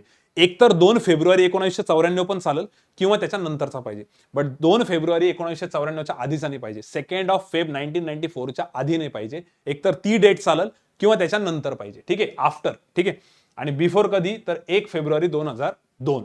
म्हणजे 20 वर्ष तुमचे कंप्लीट झालेले पाहिजे किंवा 20 पॉईंट समथिंग पाहिजे तुम्ही, किंवा 27 पॉईंट समथिंग पाहिजे, पण 28 कंप्लीट नाही पाहिजे. एक तर ही डेट चालेल किंवा याच्या नंतर, किंवा ही डेट किंवा याच्या आधी. ठीक आहे, बॉर्न आफ्टर आणि बॉर्न बिफोर याच्यामध्ये जर तुमचं डेट ऑफ बर्थ असेल तर तुम्ही सगळे इलिजिबल आहात जर तुम्ही जनरल कॅटेगरीचे आहेत. आता जर तुम्ही ओबीसीचे आहात तर याच्यामध्ये 3-3 वर्ष ऍड करायचे. ठीक आहे, ओबीसी वाल्यांसाठी 3 वर्षाचं रिलॅक्सेशन असतं. 3-3 वर्ष ऍड करायचे म्हणजे याच्यामधनं ऍक्च्युअली 3 वर्ष मायनस करायचे. 1991 तर 1991 पासून जर तुमचा बर्थ असेल 2 फेब्रुवारी तर चालून जाईल. ठीक आहे, SC ST कॅन्डिडेट असेल तर 5 वर्षाचं रिलॅक्सेशन असतं, तर 5 वर्ष याच्यामध्ये तुम्ही ऍड करू शकता. म्हणजे त्यांचं अप टू 31 इयर येतं ओबीसी वाल्यांचं, SC ST चं 33 येतं. PWD साठी 10 वर्ष असतात. त्याच्यातही जर का PWD ओबीसी असेल तर 13 वर्ष होऊन जातात. PWD SC कॅन्डिडेट असेल किंवा ST असेल तर त्यात अजून 5 वर्ष म्हणजे 15 वर्ष होऊन जातात. ठीक आहे, डबल बेनिफिट असतो त्यांना. PWD म्हणजे फिजिकली चॅलेंज. ठीक आहे, पर्सन्स विथ डिसॅबिलिटीज वगैरे आहे ते, पण आता ठीक आहे डिटेलमध्ये त्याचं फुल फॉर्म नाही सांगत मी. आणि सर हे ओबीसी ईडब्ल्यू सर्टिफिकेटचा इशू याच्यावरती बोलतो मी सगळ्यात शेवटी. आता पहिले याचा मेन इशू काय हे तर सर सगळ्यांना माहिती आहे, पण यावेळेस ट्विस्ट काय झालाय सर, तुमच्याकडे तो स्क्रीनशॉट असेल तर दाखवा. ह्याच्यामध्ये ट्विस्ट काय झालेला आहे बघा. आता एक ट्विस्ट असा आहे, हा दाखवून द्या. हे बघा आता याच्यामध्ये जर तुम्ही व्हॅकन्सीज बघितल्या तर सगळ्यात वरती काय दिसतंय तुम्हाला, कानपूर आणि लखनौ. बरोबर, तर कानपूर आणि लखनौ मध्ये या व्हॅकन्सीज दाखवलेल्या आहे. ज्या सुरुवातीला मी तुम्हाला म्हटलं व्हॅकन्सीज 950 होत्या, तर त्या 950 व्हॅकन्सीज पूर्ण भारतात नव्हत्या. त्यातल्या महाराष्ट्रातल्या म्हणजे मुंबई आणि नागपूरसाठीच्या तुम्हाला दिसत असतील. तर आपण फक्त एक लखनौची केस बघू. आता याच्यामध्ये जो पहिला कॉलम आहे, पहिला, ठीक आहे, हा आहे SC कॅन्डिडेटसाठी. तर SCच्या इतक्या व्हॅकन्सी आहे, त्याच्यानंतरच्या STच्या आहे, त्याच्यानंतरच्या OBCच्या आहे, त्याच्यानंतरच्या EWSच्या आहे, त्याच्यानंतरच्या सर ओपनच्या आहे. बरोबर, अशा आहे. त्यानंतर मग PWDच्या पण पुढे आहे. तर मग सर आता आपण लखनौचं कशाला बघतोय, तर लखनौचं थोड्या वेळासाठी हवं तर राहू देऊ. थोडंसं खाली या, तुम्हाला दिसेल मुंबई आणि नागपूर. आता प्रॉब्लेम काय झालेला आहे, ठीक आहे, हा बरं, फक्त आपण मुंबई आणि नागपूरवरती फोकस करू आता. ठीक आहे, आता मुंबई आणि नागपूरचा मेजर इश्यू काय झालेला आहे. मुंबई आणि नागपूरच्या जर बघितलं तर सगळ्यात पहिले जे तुम्हाला दिसतंय ते SCच्या व्हॅकन्सी. आता SCच्या व्हॅकन्सी तुम्हाला मुंबईसाठी काही दिसतंय का, 0. मी तिकडे टीव्ही मध्ये बघतोय, मला पण तिकडे दिसतंय. ठीक आहे, PC मध्ये मुंबईच्या SCच्या व्हॅकन्सी 0 आहे. ठीक आहे, मग सगळ्यात मोठा प्रश्न या मुलांना पडलेला आहे की सर मग आम्ही अप्लाय कसं करायचं, जागाच नाही येतं. तर याच्या अगोदर मी थोडा अजून एक पॉईंट तुम्हाला क्लिअर करतो. कसं असतं इन जनरल, जर तुम्ही कुठल्या पण रिझर्वेशनच्या अंडर येत आहे, for example SC ST OBC EWS, याचा अर्थ तुम्हाला त्या पर्टिक्युलर कॅटेगरीच्या व्हॅकन्सीज तर भेटतातच, प्लस ऍडिशनली जनरलच्या व्हॅकन्सी भेटलेल्या असतात. जनरल जे नाव दिलेलं असतं आपण युजली बोलताना ओपन कॅटेगरी म्हणतो. आता समजा फॉर एक्झाम्पल मी ओपन कॅटेगरीमध्ये येतो एक्झाम्पल म्हणून, ठीक आहे, आणि 50 व्हॅकन्सी जनरलच्या ओपनच्या, तर मला फक्त 50च व्हॅकन्सीसाठी अप्लाय करता येईल, म्हणजे मी त्याच मुलांमध्ये कॉम्पिटिशनमध्ये राहील. पण जर समजा मी एक्झाम्पल म्हणून SC कॅटेगरीमध्ये आणि त्याच्या 10 व्हॅकन्सी असतील एक्झाम्पल म्हणून, तर त्या SC कॅटेगरीच्या 10 व्हॅकन्सी प्लस ओपनच्या 50 म्हणजे मी 60 व्हॅकन्सीसाठी कॉम्पिटिशनमध्ये असतो. जर समजा मी OBC मध्ये येतो आणि मला 5 व्हॅकन्सी OBCच्या, तर 5 OBCच्या प्लस ओपनच्या 50 अशा मी 55 व्हॅकन्सीसाठी कॉम्पिटिशनमध्ये येतो. हे इन जनरल असं असतं. त्याच्यामुळे हे नेहमी ऍडवाइस केलं जातं की तुम्ही ज्या पण रिस्पेक्टिव्ह कॅटेगरीमध्ये येतात त्या कॅटेगरीतनंच नेहमी फॉर्म भरायचा. बऱ्याच मुलांना असं वाटतं की यार SCच्या व्हॅकन्सी 10 आहे, ओपनच्या व्हॅकन्सी 50 आहे, सर मी SC कॅटेगरीचा स्टुडंट आहे, तर मी ओपन मधनं फॉर्म भरू का, जेणेकरून मी 50 जागांसाठी जाईल. अरे नाही बाबा, तुम्ही त्या 10 जागांसाठी जा, कारण त्या 10 प्लस 50 अशा तुम्हाला 60 जागा भेटतात. ठीक आहे, असं इन जनरल नेहमी असतं. तसंच यावेळेस पण होणार आहे. तर यावेळचं जे पण स्टुडंट्स 28 एज पेक्षा खाली असतील, म्हणजे या एज क्रायटेरियात बसताय, ज्यांचं पण वय, नवीन जुने कोणते पण स्टुडंट असो, ज्यांचं पण वय 28 वर्षापेक्षा खाली आहेत, त्या सगळ्यांनी मुंबई रिजनसाठी अप्लाय करा, मुंबईसाठी अप्लाय करा. ठीक आहे, आता त्याच्यामध्ये पुढचा पॉईंट, काही मुलं म्हणतील सर पण आम्ही तर 28 कंप्लीट आहे आणि समजा मी SC कॅटेगरीत जिथं व्हॅकन्सी 0 दाखवत आहे, मग कसं होईल. आता SC कॅटेगरीत तुम्ही आणि व्हॅकन्सी जर 0 दाखवताय, तर याचा अर्थ तुम्ही मुंबईला अप्लायच करू नाही शकत. अरे बापरे सर, कसं काय, कारण व्हॅकन्सीज नाहीये. मग व्हॅकन्सी नाही तर कसं काय अप्लाय नाही करू शकत सर. परत एकदा ऐका, जर तुम्ही एससी कॅटेगरीतून तुमचं एज 28 पेक्षा अबोव असेल ना, मी परत परत एकदम नीट क्लिअर करतो, ज्यांचं एज 28 पेक्षा खाली आहे, मग तुमची कोणती कॅटेगरी असो, 28 पेक्षा तुमचं एज खाली आहे, मग तुम्ही एससी कॅटेगरी असो, मध्ये एसटी असो, ओबीसी असो, ईडब्ल्यूएस असो, ओपन असो, काही असो, 28 पेक्षा जर एज खाली असेल म्हणजे तुम्ही जनरलचा जर क्रायटेरिया फुलफिल करताय एजचा, आणि ऑब्व्हियसली जनरलचा जर क्रायटेरिया फुलफिल करताय तर त्याचा याचा पण कशाचा एजचाच पकडून घेऊ आपण, तर तुम्ही डायरेक्ट अप्लाय करायचं तुमच्या कॅटेगरीमधनं. ठीक आहे. म्हणजे सर जर मी एससी कॅन्डिडेट तिथे जागा 0 आहे तर काहीच टेन्शन नाही, मी जनरलसाठी अप्लाय करू शकतो, जनरलच्या वॅकन्सी मला भेटतील. जर तुमचं एज 28 पेक्षा कमी असेल तरच. सर मी ओबीसी आहे, माझं एज 27 आहे पण जागा 0 आहे तिथे, काही होत नाही, तरी तुम्ही जनरलसाठी अप्लाय करू शकता. मग सर मी ऍप्लिकेशन फॉर्म मध्ये टाकताना असं लिहू का की मी जनरल म्हणून? नाही नाही नाही, तुम्ही एससी असाल तर एससीच लिहा, ओबीसी असेल तर ओबीसी लिहा, एसटी असेल तर एसटी लिहा, ईडब्ल्यूएस असेल तर ईडब्ल्यूएस लिहा, ओपन असेल तर ओपन लिहा. का? कारण की जर समजा तुमचं सिलेक्शन झालं तर त्यावेळी तुम्हाला ओबीसीचे सर्टिफिकेट दाखवावे लागतील, कारण की तुम्ही ओबीसी कॅन्डिडेट्स आहे. आणि जर तुम्ही ओपन मधनं भरलं तर तुम्ही ओपनचे कोणते सर्टिफिकेट दाखवणार आहे? तुमच्या याच्यावर ओबीसी लिहिलेलं असणार आहे, तुमच्या याच्यावर एससी लिहिलेलं असणार आहे, बरोबर? तर पहिली गोष्ट, सगळ्यात महत्वाची गोष्ट, तुम्ही ज्या पण कॅटेगरीमध्ये येतात त्या कॅटेगरीमधनंच फॉर्म भरायचा, सगळ्यात महत्वाचं. आणि ज्यांचं पण एज 28 अँड बिलो आहे त्यांनी सगळ्यांनी मुंबईसाठी अप्लाय करा. मग सर 20 आता हा जो व्हिडिओ बघताय याच्यामधली भरपूर क्राऊड तर बाजूला होऊन जाईल. ज्यांचं एज 28 अँड बिलो आहे, भले तुमची एससी कॅटेगरी, तुम्ही मुंबईला अप्लाय करा, एसटी आहे मुंबईला अप्लाय करा, ओपन आहे मुंबईला अप्लाय करा, ईडब्ल्यूएस आहे मुंबईला अप्लाय करा, काहीच टेन्शन नका घेऊ. मग सर तिथे जागा तर 0 दाखवत आहे, मग तुम्हाला जनरलच्या जागा भेटून जातील. फक्त तुम्ही कॅटेगरी तुमची मेन्शन करा, तिथे जनरल कॅटेगरी मेन्शन नका करू. आणि जी आहे ती तर 28 वयापेक्षा ज्यांचं पण वय खाली आहे त्यांना काहीच कन्फ्युजन नाहीये, बस आपापल्या कॅटेगरीतनं फॉर्म भरायचा आहे. सगळ्यात सोपं, समजलं? कन्क्लुजन सांगतो, मागच्या 4-5 मिनिटापासून मी जी बडबड करतोय त्याचा कन्क्लुजन सांगतो. 28 वर्षापेक्षा खाली ज्यांचं पण वय आहे म्हणजे ठीक आहे, त्यांनी सरळ सरळ आपापल्या कॅटेगरीतनं फॉर्म भरायचा. ठीक आहे. आता मेन कन्फ्युजन असं आहे की सर मी समजा ओबीसी कॅन्डिडेट आहे, माझं वय 29 आहे, मग मी मुंबईला अप्लाय करू की नाही? तर अनफॉर्च्युनेटली तुम्हाला मुंबईला अप्लाय नाही करता येणार. का? कारण तुमचं वय 29 आहे, तुम्हाला एज रिलॅक्सेशन भेटतं, तर तुम्ही तर आता सांगितलं होतं ओबीसी वाल्यांसाठी 31 आहे, बरोबर, पण मुंबईसाठी ओबीसीच्या जागाच नाही, तर तुम्ही मुंबईसाठी अप्लाय नाही करू शकत. मग सर मी जनरल मधनं नाही करू शकत का? तुम्ही जनरल मधनं करू शकता, पण तुमचं एज 28 ला एक्सिट झालेलं आहे ना, तुम्ही एज रिलॅक्सेशन नाही घेऊ शकत. तर त्याच्यामध्ये एक मोठी हेडिंग दिली त्यांनी, एक मोठा क्लॉज टाकलेला आहे की जर समजा तुम्ही अनरिझर्व्ड कॅटेगरीमधनं अप्लाय करताय, जसं की समजा मी ओबीसी कॅन्डिडेट आहे आणि मला जनरल मधनं अप्लाय करायचंय, मी एससी कॅन्डिडेट आहे, मला जनरल मधनं अप्लाय करायचंय, तर मग मी त्या केसमध्ये जनरलच्या क्रायटेरिया फुलफिल केला पाहिजे अनरिझर्व्डचा, जो की मी करत नाहीये. समजा माझं वय 29 आहे तर मी कसं काय जनरलचा क्रायटेरिया फुलफिल करेल? तर बेसिकली ओबीसी आणि एससी कॅन्डिडेट जे आहेत, जे महाराष्ट्रात 28 पेक्षा जास्त वयाचे आहेत, त्यांना मुंबईला अप्लाय करणं मुश्किल आहे. मुश्किल आहे म्हणजे तो फॉर्मच पुढे जाणार नाही. सर तुम्ही करून बघितलं का? हो, आरबीआयच्या भरपूर जुन्या स्टुडंट सोबत आम्ही कॉन्टॅक्ट केला, त्यांच्या सिनियर सोबत कॉन्टॅक्ट केला, त्यांच्याशी बोलणं झालं, त्यांनी बोलणं करून दिलं की हे आमचे सर आहेत ज्यांच्यामुळे आम्ही क्लासमध्ये इथं सिलेक्ट झालेलो आहे, त्यांनी आमच्याशी बोलले, त्यांनी क्लिअर सांगितलंय ज्यांचं पण एज 28 किंवा त्याच्यापेक्षा जास्त असेल, मग ते एससी किंवा ओबीसी मध्ये येत असेल, त्यांनी मुंबईला अप्लाय करू नका. एक तर अप्लाय होणारच नाही, आणि त्यात काही जुगाड जरी करायचे तुम्ही तरी काहीच उपयोग होणार नाही. तर तुम्ही मग काय करायचं ते मी पुढे सांगतो आता. तर त्यांना इलिजिबल नाही येत ते. पण ज्यांचं वय 28 पेक्षा कमी आहे त्यांनी मुंबईला अप्लाय करा, म्हणजे तुम्ही तुम्ही जनरलच्या 74 सीट्स आहे मला वाटतं मुंबईसाठी ना, 74 आहे ना, तुम्ही या 74 जागांसाठी तरी इलिजिबल आहात. सर ईडब्ल्यूएस वाले, ईडब्ल्यूएस एक मिनिट इकडे किती आहे सर? 74 अलीकडे किती? 13. तर आता ईडब्ल्यूएस वाले 13 प्लस 74 साठी इलिजिबल आहे. ओबीसी वाले किती आहे? 0 आहे. तर ओबीसी वाले 74 साठी इलिजिबल राहतील जर 28च्या खाली असेल तर. ठीक आहे. सो ज्यांचं पण एज 28 पेक्षा खाली आहे त्यांनी बिंदास मुंबईसाठी अप्लाय करून टाका, काहीच टेन्शन नका घेऊ. ठीक आहे. ओके सर, हे तर कळलं. आणि ज्यांचं वय 28 पेक्षा जास्त आहे आणि एसटी कॅटेगरी असेल, एसटी असेल तर काही प्रॉब्लेम नाही, एससी आणि ओबीसीच्या वॅकन्सी नाही म्हणून प्रॉब्लेम आहे. सर पीडब्ल्यूडी, मी एखादा हँडिकॅप स्टुडंट असेल तरी काही प्रॉब्लेम नाही, हँडिकॅपसाठी पण जागा आहेत, तर हँडिकॅप वाल्यांनी पण अप्लाय करायला काहीच प्रॉब्लेम नाही. फक्त एससी आणि ओबीसी वाल्यांना प्रॉब्लेम येणार आहे. ठीक आहे. मग सर आता हे सांगा, एससी आणि ओबीसी वाल्यांनी काय करायचं? ठीक आहे. प्लस ज्याचं वय कमी असेल आणि त्याला मुंबईला नसेल अप्लाय करायचं ते पण सांगतो मी नंतर. ठीक आहे. आता ज्यांचं वय 28 पेक्षा जास्त आहे, फॉर एक्झाम्पल माझं वय, सपोज माझं वय 30 आहे आणि मी ओबीसी मध्ये येतो, आता मला मुंबईचे रस्ते बंद झाले, मग मुंबईचे रस्ते बंद झाले तर मग मी कुठे जाणार? मग आता एक तर तुम्ही नागपूरसाठी इलिजिबल आहे, बघा नागपूरचं दिलेलं आहे, नागपूरमध्ये मात्र ओबीसीच्या जागा आहेत आणि जनरलच्या पण आहे, पण नागपूरमध्ये ओबीसीच्या जागा आहेत 10 आणि जनरलच्या आहेत 22 ओपनच्या, म्हणजे अशा टोटल होतात 22 आणि 10 32. तर मी 32 जागांसाठी फाईट करू शकतो. मग सर मी तिकडे अप्लाय करू का? तर ऑफकोर्स मला नागपूरला जावं लागेल. दुसरा ऑप्शन काय? सर दुसरा ऑप्शन आहे, थोडंसं वरती घ्या सर, दुसरा ऑप्शन आहे ना सर, एक नागपूरला जाण्यापेक्षा एक दुसरा ऑप्शन आहे, कानपूर आणि लखनौ, इथं जागा खूप आहे. पण कानपूर आणि लखनौचा प्रॉब्लेम काय होईल आता ऐका. तुम्ही जर का बाहेरच्या स्टेटमध्ये अप्लाय करताय तर सगळ्यात महत्त्वाची गोष्ट, बाहेरच्या स्टेटमध्ये काही कॉम्पिटिशन कमी जाणार. कारण इतक्या वर्ष काय होत होतं, मुंबईच्या जागा सगळ्यात जास्त असायच्या. तर बाहेरच्या राज्यातले भरपूर मुलं, नॉर्थ इंडियन स्पेसिफिकली मुंबईला अप्लाय करायचे. त्याच्यामुळे ते सगळे इकडे येऊन जायचे. पण आता जर त्यांना नागपूर आणि लखनौ आणि कानपूर त्यांच्याच रिजनमध्ये भेटलेलं आहे, तर असं नेसेसरी नाही की नागपूर आणि कानपूर आणि लखनौवाले मुलंच अप्लाय करतील. त्याच्या आजूबाजूचे बिहारवाले पण तिकडे जातील. भरपूर तिकडचे स्टुडंट ना त्या एका रिजनसाठी जाऊ शकतात. तसं तर प्रत्येक रिजनसाठी त्यांना भरपूर वॅकन्सीज दिलेल्या आहेत त्यांनी कंपॅरेटिव्हली. बट ते मुलं कदाचित इकडे पण जातील. कारण ते विचार करतील की इकडे पण एलपीटी द्यायची, आपल्याला हिंदी एलपीटी काय मी तुम्हाला पुढे सांगतो.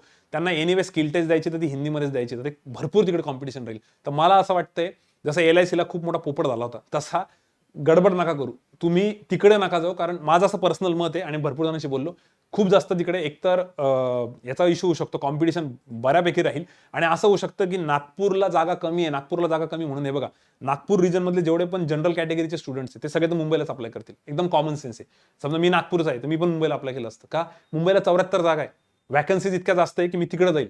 ठीक आहे, इकडे किती जागा आहे फक्त नागपूरमध्ये ओपनच्या 22 जागांपेक्षा 74 जागेला जाईल ना मी. तर नागपूर साईडचे विदर्भातले भरपूर जनरल कॅटेगरीचे मुलं तर मुंबईलाच जाणार आहे. त्याच्यामुळे तिथं तसंही कॉम्पिटिशन कमी होईल. प्लस बाहेरचे मुलं आता नागपूरला नाही येणार, बाहेरचे मुलं त्या मोठ्या मोठ्या वॅकन्सीमध्येच तिकडेच राहतील बाहेरच्या राज्यामधले. तर मग असं पण होऊ शकतं जसं LICच्या वेळेस ठाण्याला झालं होतं बघा. ठाण्याच्या वॅकन्सी खूप कमी होत्या आणि मुंबईच्या वॅकन्सी ह्या भल्या मोठ्या होत्या. आणि क्लासमध्ये त्यावेळेस वीकली टॉक व्हायचा आमचा ऑफलाईन, असं युट्यूब वगैरे तर नव्हतं.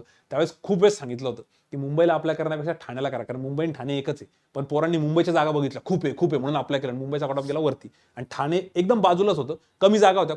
पोरांना वाटलं कमी जागा कशाला अप्लाय करायचं आणि त्याचा कट ऑफ खूप कमी लागून गेला. आणि भरपूर मुलं त्यामध्ये सिलेक्ट झाले पण होते. आपली मला वाटतं ॲग्रिकल्चरची एक स्टुडंट होती अस्मिता नावाची, तिचं सिलेक्शन झालं होतं. अस्मिता आणि स्मिता नगरची ती सिलेक्ट झाली होती. ती फक्त येऊन एवढं बोलली होती, सर मी फक्त फॉर्म व्यवस्थित भरला, तुम्ही ते बोलले होते त्याच्यामुळे माझं सिलेक्शन झालं म्हणे. कारण तिच्या एवढेच मार्क भरपूर जणांना होते पण त्यांचं सिलेक्शन नव्हतं झालं. तर बेसिकली फॉर्म भरताना बाकी तर मुंबईवाले मुंबईलाच भरतील, पण नागपूर कानपूर मला तरी वाटतं की नको तुम्ही जायला तिकडे. एक हा प्रॉब्लेम होईल. दुसरा LPTचा, तिकडे हिंदीमध्ये तुमची स्किल टेस्ट होईल. सर स्किल टेस्ट काय मी तुम्हाला पुढे सांगतो, पण चला ठीक आहे तुम्हाला हिंदी येऊन पण जाईल समजा. त्याच्यापेक्षा मोठा पॉईंट सांगतो, भरपूर मुलं असे आहेत जे बाहेरच्या राज्यामध्ये सध्या आहेत, जसं जयदीप चौगुले आहे, ममता आहे, ते ॲग्रिकल्चरवाले त्यांचं स्केल 2 सिलेक्शन झालेलं आहे. आत्ता भरपूर जण, आत्ता मी एक मृणालीशी बोललो काल, जिचं IBPS PO झालेलं आहे, कॅनरा बँकेमध्ये आहे. कॅनरा बँकेला सगळ्यांना बाहेर पोस्टिंग दिली. त्यांच्याशी बोललो तर त्यांचं असं म्हणणं होतं, सर इथं कसं आहे म्हणे, किती जरी म्हटलं ना म्हणे सर, ते पोस्टिंगचं इथं बाहेर इतके दिवस राहणं थोडंसं मुश्किल आहे म्हणे. शक्यतो महाराष्ट्राच्या पोस्टिंगच आम्हाला बेटर वाटते. म्हटलं का? तुमचं तसं पण लग्न झाल्यानंतर तुम्हाला शिफ्ट करून देतील. ते म्हणजे सर लग्न झाल्यानंतर शिफ्ट करून देतील हे म्हणतात म्हणे. माझी जी मॅनेजर म्हणे, तिचं घर 1800 किलोमीटर दूर आहे म्हणे, 1800 किलोमीटर इथून. ठीक आहे, जिथं कुठे आहे ती सिकंदराबादला आहे सध्या, आणि ती मॅरिड आहे म्हणे, तरी तिला अजून पोस्टिंग दिली नाही. तर हे जे सांगतात म्हणे 3-4 वर्षानंतर शिफ्ट करतील, हे 3-4 वर्षानंतर कधी कधी इलिजिबल होते. आणि सध्या RBI मध्ये ना असिस्टंटचा लॉट खूप भरला त्यांनी मागच्या 2 ह्याच्यामध्ये, आता हा पण भरताय. तर याच्यामुळे काय झालं, सॅच्युरेशन इतकं झालेलं आहे की प्रत्येकाला शिफ्ट करतील की नाही याची गॅरंटी नाही, आणि प्रत्येकाला आपल्या घराजवळ जावं लागतं, त्याची गॅरंटी नाही आहे. त्यात असं नको व्हायला तुम्ही अडकून जाल. आता हे शॉक बसेल तुम्हाला, जे बाहेरच्या राज्यातले स्केल 2 ऑफिसर आहे आपल्या क्लासचे, त्यांनी स्केल 1 साठी महाराष्ट्रातनं अप्लाय केलं, म्हणजे खालच्या पोस्टसाठी महाराष्ट्रातनं. म्हटलं का रे बाबा? त्यामुळे सर आयुष्यभर आम्ही इथं नाही राहू शकत म्हणे, मुलांना पंजाबी आणि हरियाणा ही लँग्वेज नाही शिकवू शकत, आम्हाला महाराष्ट्रातच जायचे. म्हटलं पण तुमची सॅलरी कमी होईल. ते म्हणजे चालतं म्हणे सर, पण महाराष्ट्रात चालेल, सगळ्या फॅमिली सोबत राहता येईल. तो जर एक पॉईंटचा पण तुम्ही विचार करा.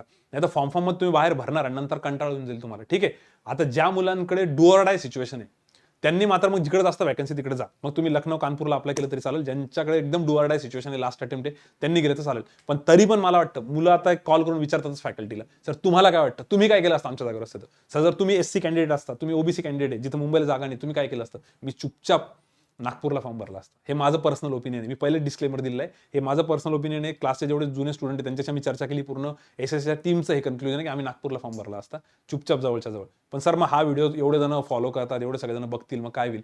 एवढा इम्पॅक्ट नाही पडत. तरी बाहेरच्या राज्यातले तर तिकडेच भरणार आहे, मुंबईवाले इकडे येणार आहे, इनफॅक्ट नागपूरवाले पण मुंबईला येणार आहे. ठीक आहे, जर एखादा नागपूरचा स्टुडंट हा व्हिडिओ बघत असेल आणि तेव्हा आपल्या क्लासला फॉलो करतो आणि जर त्याला परत फोन करायचा असेल की सर मी ओपन कॅन्डिडेट आहे, मी नागपूरला अप्लाय करू का मुंबईला, तर मुंबईला अप्लाय कर. हे मी आत्ताच क्लिअर करतो, कारण कॉमन सेन्स आहे. 22 जागांना बघणार का 74 जागांना बघणार? सर मग कॉम्पिटिशन इकडे भरपूर आहे. अरे कॉम्पिटिशन तर आहेच, पण जागा तेवढ्या, त्याला इंटू किती टाइम होऊन जातं ते प्रीच्या वेळेस, सिलेक्शनच्या वेळेस. तर प्री क्लिअर करणं गरजेची आहे.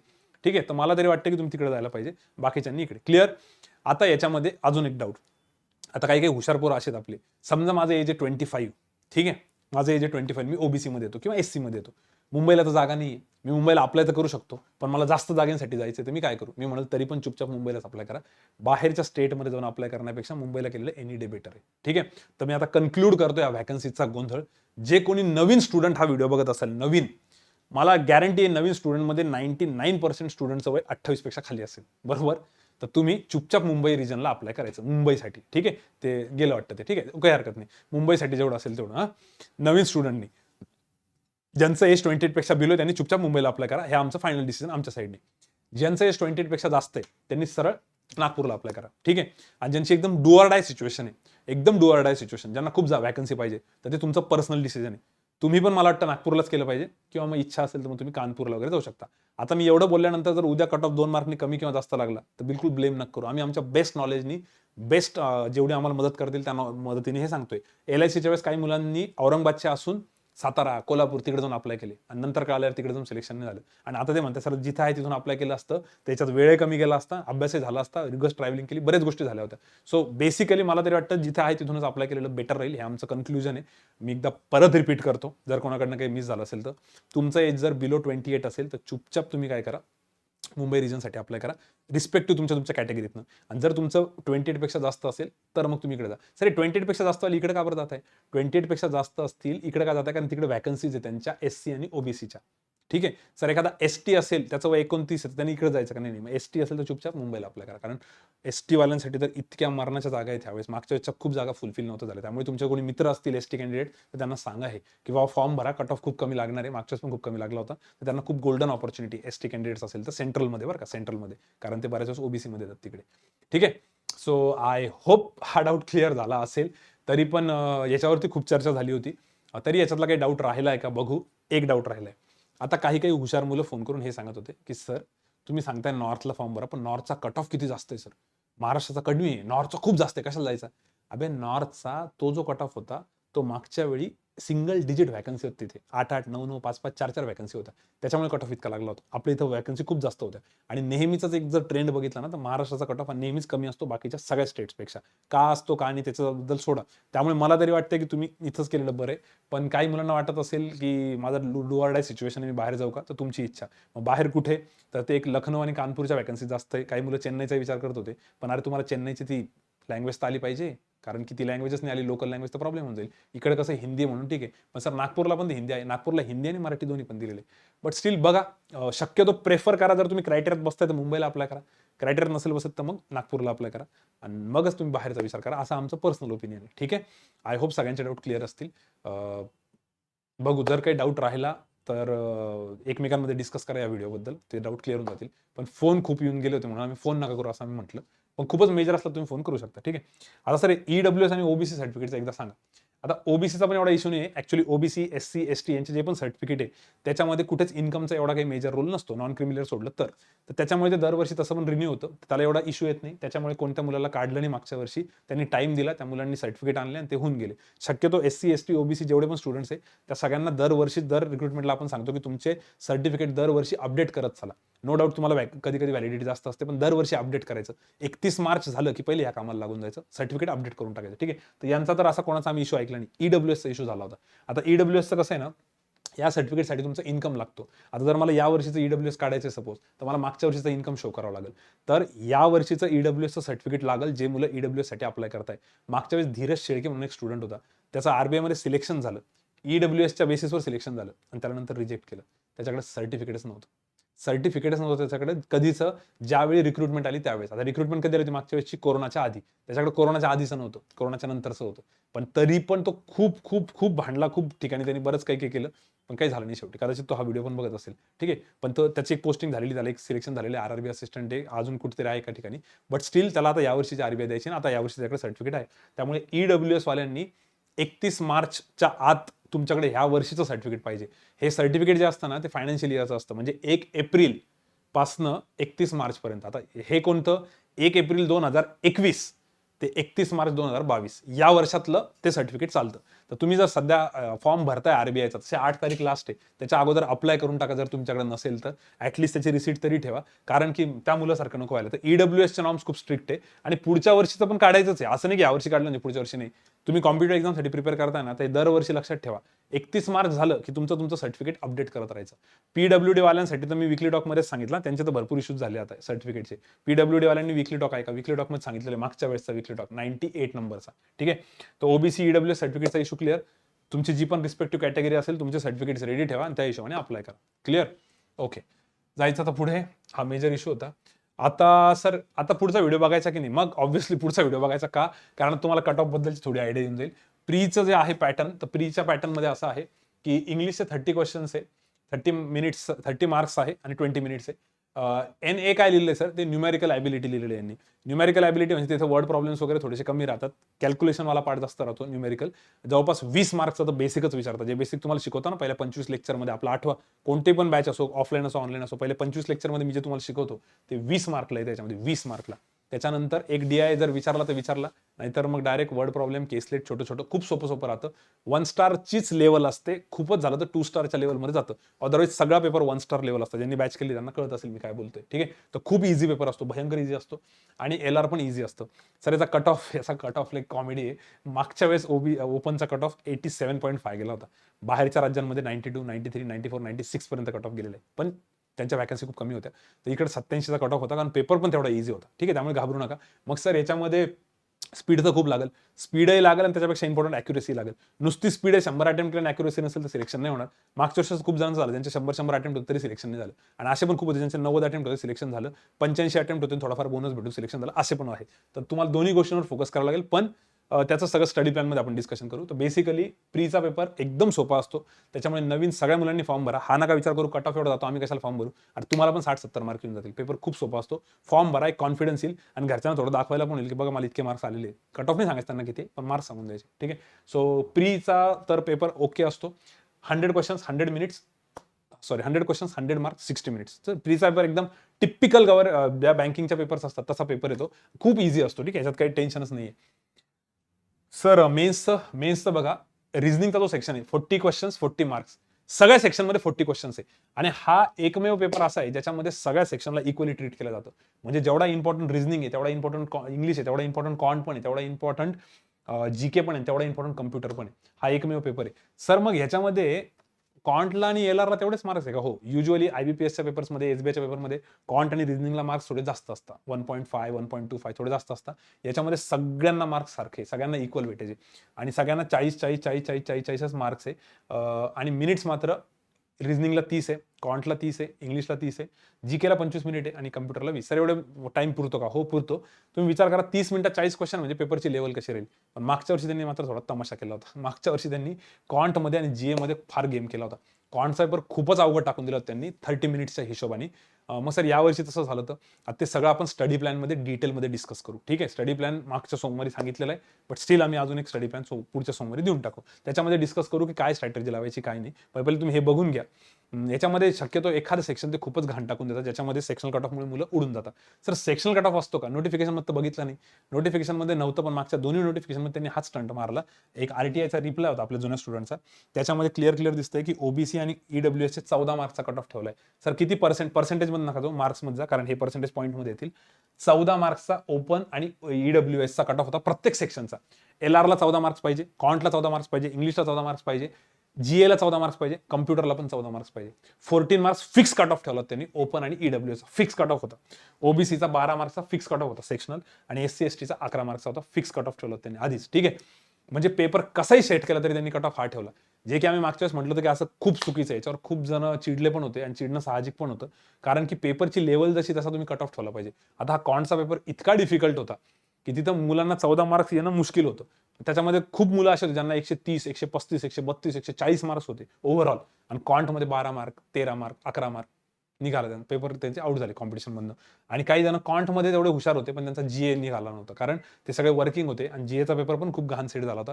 14 मार्क घेणं पण मुश्किल होतं, मुलांना 13, 12.5 असे मार्क्स होते आणि त्या बिचारांचा पेपर गेला. मग सर याच्यासाठी काय करतात, आता ते सगळं वीकली टॉकमध्ये स्टडी प्लॅनमध्ये सांगू आम्ही. सोमवारी त्याच्याबद्दल स्टडी प्लॅन येईल, त्याच्यावर आपण डिटेलमध्ये डिस्कशन करू की काय इफ्स अँड बट्स. बट या व्हिडिओमध्ये तुम्हाला एवढं बेसिक माहिती पाहिजे की सगळे सब्जेक्ट्स इम्पॉर्टंट आहे. सर याच्यामध्ये कम्प्युटरचं कसं करावं, कम्प्युटरचं पण जो सोमवारी वीकली टॉक झाला, वीकली टॉक 98 नंबरचा युट्यूबवर अवेलेबल आहे आपल्या या चॅनलवरती. त्याच्यामध्ये कम्प्युटरचं काय काय मटेरियल आहे, कुठे कुठे फ्रीमध्ये कसं आहे, आपल्या चॅनलवरती ऍक्च्युली ते सगळं सांगितलेलं आहे त्याच्यामध्ये. ठीक आहे, कम्प्युटरचं. सर जॉबवाल्यांसाठी, वर्किंगवाल्यांसाठी मी शेवटी थोडंसं बोलून देतो, स्टडी प्लॅनमध्ये शेवटी बोलेल. जीए साठी वगैरे सगळं स्टडी प्लॅन दिलेलं आहे तुम्हाला. Weekly talk 98. सर एकदा दाखवता का 98चं, दाखवता येईल का तुम्हाला? तोपर्यंत मी बाकीचं सांगतो यांना. 200 क्वेश्चन, 200 मार्क, 135 मिनिट्स. ठीक आहे. आणि सर लँग्वेज प्रोफिशियन्सी टेस्ट काय ते पण सांगतो. सेक्शनल कट ऑफ मात्र आहे त्याला मेन्सला, बरं का. प्रीला पण असतो, पण प्रीचा सेक्शनल कट ऑफ मॅटर नाही करत, कारण की ओव्हरऑलच इतका लागतो की तुमचा सेक्शनल नाही निघाला म्हणजे तुम्ही कॉम्पिटिशनमध्ये नाहीच आहे. दाखवून द्या सर. तर हे बघा, हा जो वीकली टॉक आहे, वीकली टॉक नंबर 98, 14 फेब्रुवारीला सोमवारी घेतलेला आहे. याच्यामध्ये डिटेल स्टडी प्लॅन सांगितलेला आहे आरबीआयचा. आणि प्रत्येक आठवड्यात मुलं काय करतात, स्टडी प्लॅन जो काय त्यांचा फॉलो होतो त्यातनं आम्हाला फीडबॅक देतात आणि त्या फीडबॅकनुसार आम्ही स्टडी प्लॅन अपडेट करतो. तर आता जो पुढचा असणार आहे 14 फेब्रुवारी नंतर 21 फेब्रुवारीला मंडेला, तो तर तुम्ही डेफिनेटली बघा, त्याच्यामध्ये आम्ही अजून अपडेट करून टाकू सगळं. आणि पण याच्यामध्ये पण कम्प्युटर सगळं सांगितलेलं आहे. ठीक आहे, चलो थँक्यू सर.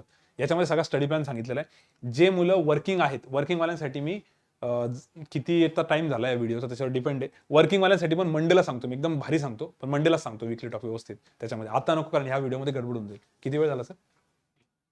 50 मिनिटं इथेच होऊन गेले, तर स्टडी प्लॅनमध्ये जास्त वेळ जाईल. तर आता लँग्वेज प्रोफिशियन्सी टेस्ट काय, तर याच्यामध्ये 3 स्टेजेसमध्ये एक्झामचा पॅटर्न काय, प्री द्यावं लागते पहिले, मग मेन्स आणि मग लँग्वेज प्रोफिशियन्सी टेस्ट. आता प्री आणि मेन्समध्ये सर प्रीचे मार्क्स काउंट होता का मेन्सला? नाही, फक्त मेन्सचे मार्क्स असतात. आणि लँग्वेज प्रोफिशियन्सी टेस्ट पण क्वालिफाईंग असते. आता त्याच्यात गडबड काय होते, बरेच नॉन महाराष्ट्रीयन मुलं महाराष्ट्रात अप्लाय करायच्या आधी, तर लँग्वेज प्रोफिशियन्सी टेस्ट म्हणजे एलपीटी म्हणतात त्याला, एलपीटी, ही सगळ्यात डेंजर व्हायची मुंबईची, सगळ्यात डेंजर. बाहेरची मुलं अप्लाय करायचे, थोडेसे अवघड बनवून टाकायचे ते, पण त्या चक्करमध्ये महाराष्ट्रीयन मुलं पण बरेच कट होऊन जायचे. पण शक्यतो महाराष्ट्रीयन मुलं, आता सर त्यात काय असतं, त्याच्यामध्ये तुम्हाला मराठी वाचता आली पाहिजे, मराठी लिहिता आलं पाहिजे, आणि मराठीमधले समानार्थी विरुद्धार्थी शब्द असतात, एखादा पॅसेज असतो, पॅसेजवरनं तुम्हाला आन्सर शोधायचे असतात, नॉर्मल एका वाक्यात उत्तरे द्या पण असतात, एकदम सोपं असतं. ज्यावेळी तुमची प्री होते, मेन्स होती, त्याच्यानंतर एलपीटी असते, भरपूर दिवस असते. मागच्या वेळेसच्या एलपीटीचा पेपर पण आहे आपल्याकडे. ज्यावेळेस मुलांची मेन्स क्लिअर होऊन जाते ना, त्यावेळेस आपण एक ग्रुप बनवतो, त्या ग्रुपवरती तो पेपरही टाकतो आणि बाकी सगळ्या इन्स्ट्रक्शन दिल्या जातात की काय काय काय काय करायला पाहिजे. त्याच्याबद्दल तुम्ही निश्चिंत राहा. एलपीटीचं सध्या टेन्शन घेऊ नका. फक्त एलपीटीचं थोडंसं टेन्शन कोण घेऊ शकतं, जे मुलं बाहेरच्या राज्यातून अप्लाय करताय, की बाबा मी लखनौला अप्लाय करतो, तुम्हाला हिंदी आलं पाहिजे, हिंदीमध्ये सगळा पेपर होईल. पण बाहेरच्या राज्याची एलपीटी एवढी अवघड नसते, मी असं ऐकलेलं आहे. आणि बाकीच्या सगळ्या जेवढ्या पण स्किल टेस्ट होतात सगळ्या बाकी एक्झामसाठी, कुठेच अवघड नसतं, फक्त आरबीआयचे सगळ्यात बेकार असते. त्याच्यामुळे कोर्टात दरवर्षी केस जाते आणि दरवर्षी ते रिझल्ट लांबतो. 2017चा रिझल्ट 18ला लागला, 19चा रिझल्ट 20ला लागला, आता हा 21ची रिक्रुटमेंट आत्ताच येऊ लागली 22मध्ये. हे सगळं त्याच्यामुळेच जाते लेट. ठीक आहे, तर एलपीटीचं सध्या तुम्ही काही टेन्शन ना घेऊ, याच्या अपडेट तुम्हाला रेग्युलर आपल्या चॅनलवरती वीकली टॉकमध्ये भेटत राहील. फक्त स्टडी प्लॅन बद्दल जो आहे तो वीकली टॉकमध्ये सोमवारी 21 फेब्रुवारीला आम्ही डिटेलमध्ये सांगू. आणि जर तुम्हाला 2 दिवसात स्टडी प्लॅन बघायचा असेल तर मागच्या स्टडी प्लॅनमध्ये डिटेल सांगितलेलं आहे. ठीक आहे. आणि हे वॅकन्सीजचं तर आपण आधीच बोललो होतो, डिस्कस केलं होतं. बट याच्यामध्ये रिझल्ट क्लासचे खूप जबरदस्त होते. तुम्ही जर रिझल्ट बघताय तर लास्ट इयर खूपच जोरदार रिझल्ट होते. 63 स्टुडंट्स होते जे की आरबीआयमध्ये लागले. टोटल जर स्टुडंट्स बघितले तुम्ही मुंबईसाठी, पूर्ण भारतातनं मुलं अप्लाय करतात, तर 380 मुलं होती पूर्ण भारतातनं. आणि त्याचा जर 1/6 पार्ट घेतला आपण, 6वा तुकडा ऑलमोस्ट, कारण याच्या जर 6 पट केलं तर 318 379 येईल, ऑलमोस्ट 380 समजा. तर 1/6 म्हणजे आरबीआयमध्ये सध्या मुंबईला मागच्या वर्षी जे पण मुलं सिलेक्ट झाले, तर दर 6 मुलांमध्ये एक मुलगा एसएसएशी असोसिएटेड आहे क्लासशी. ठीक आहे, त्याच्यामुळे तुम्हाला त्याचं गायडन्स त्या मुलांकडनं तर भेटलच, आमच्याकडनंही भेटेल. आता आम्हीच त्यांना जे सांगितलं ते त्यांनी पुढे कॉली फॉरवर्ड केलं, पण ग्रुप्स भरपूर बनवले. आणि असं नाही की आम्ही एकट्यानेच केलेलं आहे, ते पूर्ण टीम होती आणि त्या टीम बरोबर ते मुलांचे पण चांगले ग्रुप्स होते. तर त्यांचे जे काय चांगले पॉईंट्स होते, वाईट पॉईंट्स होते, मुलांनी ज्या चुका केल्या, या सगळ्यात आपण रेग्युलर पुढे सेशन्समध्ये सांगत राहू. भरपूर मुलं नवीन बॅचसाठी विचारत होते, नवीन बॅच आता जॉईन करून तेवढा उपयोग होणार नाही. तुम्ही अपकमिंग एक्झामसाठी टार्गेट करू शकता, पण एवढ्या कमी दिवसात आरबीआयसाठी टार्गेट करणं मुश्किल आहे. पण हा, याच्या अगोदर ज्यांनी वीकली टॉक फॉलो केले, आता आम्ही 1000 वेळा सांगितलं होतं की अभ्यास चालू ठेवा, कोणती पण एक्झाम आली तर प्रॉब्लेम नको यायला. तर ठीक आहे, ते येतं आता नवीन मुलांसाठी, आता सध्या इथं नको बोलायला. पण हा, 10वी बॅच, 9वी बॅच, 8वी बॅच जे पण मुलं आहेत त्या सगळ्यांनी फॉर्म भरा, तुम्हाला पण फायदा होईल. वीकली टॉकमध्ये आम्ही सगळी आयडिया देऊन टाकू. आता मेजर काय होतं याच्यामध्ये, अजून काही पॉईंट्स राहिले का माझे? आय रिअली डोंट थिंक की आता काही पॉईंट्स राहिले असतील, तर कन्क्लूड करतो मी पटकन. ओबीसी फॉर्म भरताना फक्त ते तेवढा एक पॉईंट नीट बघून घ्या. स्टडी प्लॅन जो आहे वर्किंग प्रोफेशनलसाठी मी खूप चांगलं 2 मुलांशी डिस्कस करून त्यांना दिला पण. तर तो नेक्स्ट मंडेला वीकली टॉकमध्ये आम्ही व्यवस्थित देतो. बाकीच्या मुलांसाठी पण वीकली टॉकमध्ये स्टडी प्लॅन देतो. एक्झाम क्रॅक होईल नाही होणार ते सगळं आपण त्यामध्ये डिस्कस करू. आणि पाहिजे तर तो वीकली टॉक आपण लाईव्ह पण घेऊ. म्हणजे ह्याच्यातले जर तुमचे काही डाऊट्स राहिले असतील तर तुम्ही त्यात कव्हर करू शकता. पण लाईव्ह म्हणजे आम्ही सुरुवातीला पूर्ण स्टडी प्लॅन देऊ रेकॉर्डेड पहिले 15-20 मिनिटं आणि नंतर लाईव्ह घेऊ. ठीक आहे. सो आय होप की तुम्हाला हा व्हिडिओ इन्फॉर्मेटिव्ह वाटला असेल, यातलं तुम्हाला काही कामाचं भेटलं असेल तर नक्की लाईक करा. लाईक केलं की प्री कशी लवकर निघून जाते, कट ऑफ थोडासा तुम्हाला फेवरमध्ये जातो. ठीक आहे. तर लाईक करून टाका. बाकी सेशन्स वगैरे जे आहेत आता नेक्स्ट वीकपासून सगळे चालू होतील, आरबीआयसाठी पण आणि बाकीसाठी पण. फॉर्म भरताना अजून काही महत्त्वाचा मुद्दा जर चुकून राहिला असेल तर कमेंट बॉक्समध्ये टाका. आम्ही लवकरात लवकर त्याला रिप्लाय देण्याचा प्रयत्न करू. म्हणजे फोन करायची गरज नाही पडणार. आणि काही जुन्या मुलांसोबत थोडंसं डिस्कशन करा जे तुमच्याबरोबर फॉर्म भरणार आहे, तर तुमचे सगळे डाऊट्स क्लिअर होतील. सर काही राहिलं नाही ना आपलं? ओके. ओके म्हणताय ना? ओके चला. So will stop here. शेवटपर्यंत तुम्ही व्हिडिओ बघितला, एवढे पेशन्स ठेवले, 1.5च्या स्पीडने बघितला, पळवत पळवत बघितला, त्यासाठी मनापासून धन्यवाद. काही हरकत नाही. चलो लवकरात लवकर आता आपण तुमचे पण रिझल्ट असे आले पाहिजे, पोस्टरवरती फोटो लागला पाहिजे. थोडीशी मेहनत करा आणि तुमचा थोडा चांगला अभ्यास झालेला असेल तर तुम्हाला यांच्यापैकी कोणाशी बोलायचं असेल तर आम्हाला कॉन्टॅक्ट करा, त्यांचा नंबर घ्या, त्यांच्याशी बोलून बघा ते तुम्हाला काय सजेस्ट करता काय नाही. सगळ्या गोष्टी पॉसिबल आहे. फक्त नवीन मुलांसाठी मला वाटतं एक प्रोसेस फॉलो करणं गरजेची आहे आणि जुन्या मुलांनी वीकली टॉक रेग्युलर फॉलो केला तरी काम होऊन जाईल. ठीक आहे. चलो सो विल स्टॉप हिअर. करायचं स्टॉप. चलो will stop here. Thank you. Bye bye. Good day.